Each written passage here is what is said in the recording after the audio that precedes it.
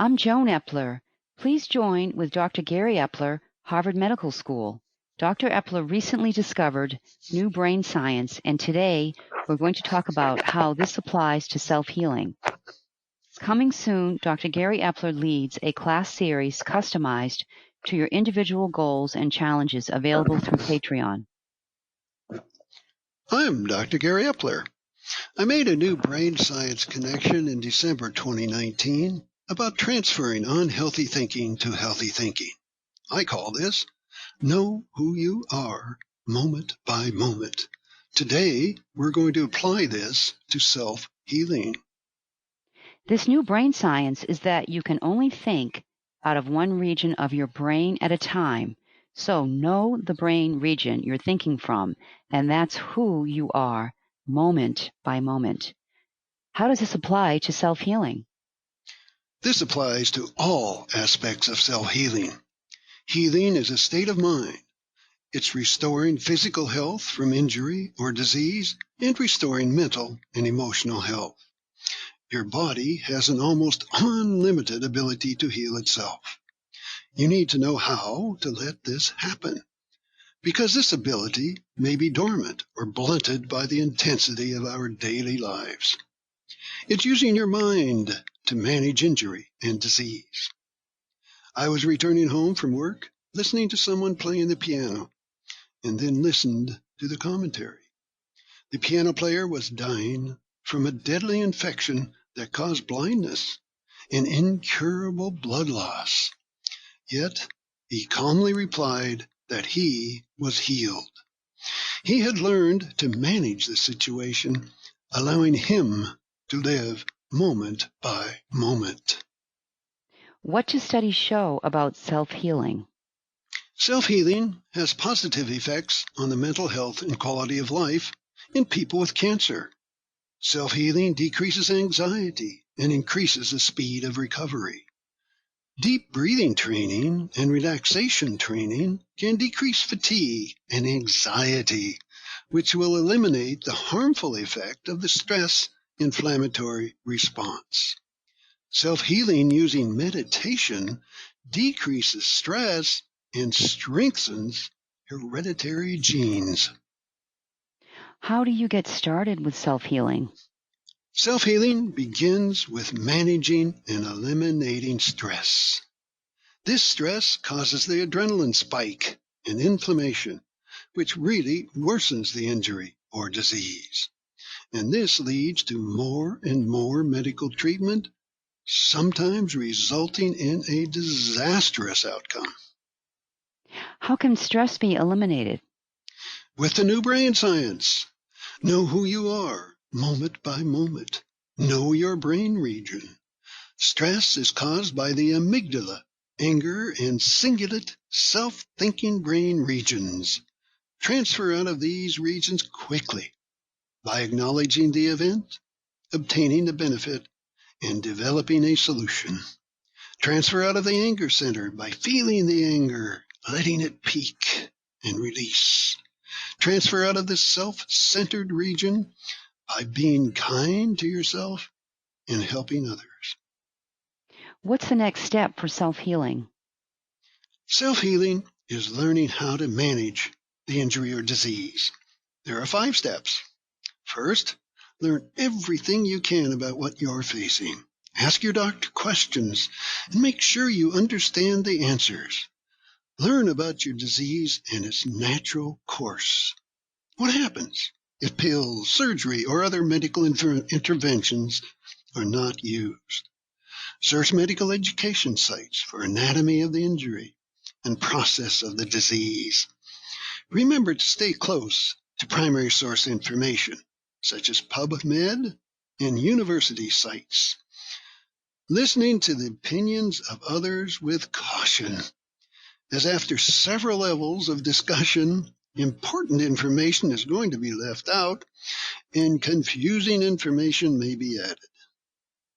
Second, learn about diagnostic testing.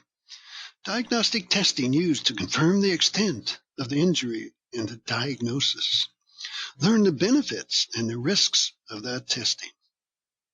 The third step is exploring all treatment options. There are always options, and compare these to doing no medical intervention. For example, deep muscle therapy and physical therapy for low back pain may be preferred to pills and surgery. Choose the best treatment for you by knowing the benefits and comparing these to the risks. Fourth, monitor the injury or disease with symptoms or objective measurements. Use the 48-hour rule. If symptoms are improved, keep doing the same treatment. If there is no change in symptoms, stay the course. If there is deterioration, connect with the doctor for further action. The fifth step is creating an environment for healing. How do you create an environment to heal? Approach the injury and disease in a positive way. This means saying, I'm going to manage this situation, not, I can't deal with this, or why did this happen to me? Some people think the disease is like an enemy that needs to be defeated and destroyed. This is dangerous thinking. As fighting tactics fail, they delay resolution of the natural process and may have deadly consequences. The disease is part of you, not a favorable part, but a part that needs to be controlled. Curing the disease is desirable, but not necessary. Learn how to manage the situation. That's good enough, because the disease won't control you. And managing the disease will let you live your life moment by moment. Approaching the illness in a positive way sets up the right approach. What's next? Have compassion for the injured area. It can heal naturally over time. Have compassion for the disease organ system. The system is functionally healthy. The disease is causing the dysfunction. Learn controlled breathing. It has a calming effect and counters that adrenaline stress response that we mentioned. Trigger the relaxation reflex with a few belly breaths by breathing in deeply and moving your belly outward. It's a relaxation reflex. Breathe with equal breath in and equal breath out. In equally and out equally.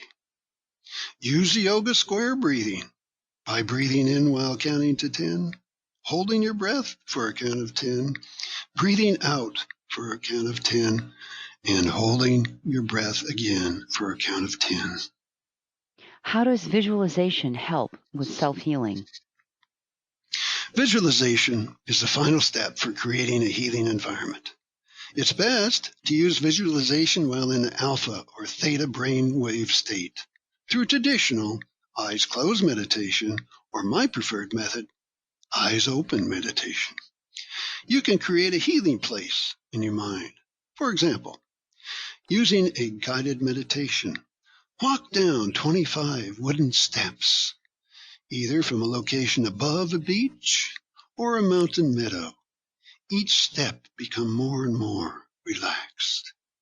Feel your feet in the warm sand or soft grass. Visualize a comfortable chair under a canopy with a warm breeze in the air. Breathe in healing energy, sending this to the injured area or dysfunctional organ system. Be specific, such as send healing energy to the heart arteries, the heart muscle, or even the heart electrical system. What other visualizations can be used for self-healing? With your mind, replace dysfunctional cells, beginning with one cell, replacing that injured cell, and continue with 2 cells, 4 cells, hundreds of cells, and even thousands of cells. Every cell in the body is continually replaced, some every few minutes and others every few weeks or even months. Visualize healthy, strong cells replacing the inflamed or dysfunctional cells. Are there more advanced visualizations that can be used? Repair the DNA and RNA of your cells. You're born with DNA instructions for healthy, functioning body and organ systems. Over time, methylation of the DNA causes damage and sluggishness. With your mind, renew and repair the DNA. A final visualization involves your genome. Switch on your dormant healing genes. Epigenetics tells us the environment can greatly influence the activity of our genes. Over time, genes that generate enzymes and reactions in the healing process gradually become switched off. Turn them back on with your mind. Be persistent, as these methods require repetition and time in terms of weeks, months, and years. Do you have any closing comments? Learn self-healing by creating an environment to heal. Approach your injury or illness in a positive way. Learn everything you can about what you're facing. Learn and use controlled breathing and use visualization. You are in charge. Learn self-healing. You can do this better than anyone else. Your chances of success are unlimited. This is Joan Epler and Dr. Gary Epler closing today's segment. Next time, we'll talk about positive social interaction. Gary Epler closing today's segment. Next time, we'll talk about